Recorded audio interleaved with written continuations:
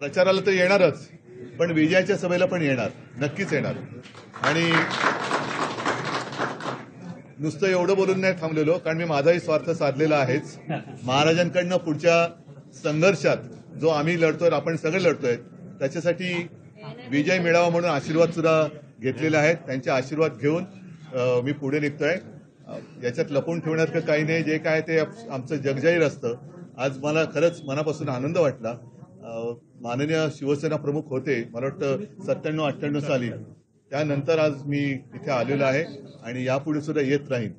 असं तुम्ही आधी म्हटलं होतं शिवसेनेकडून शाहू महाराज. चला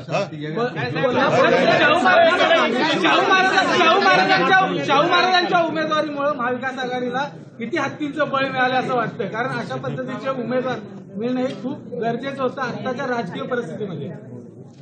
या सगळ्या गोष्टी प्रचार सभेत मी बोलेन.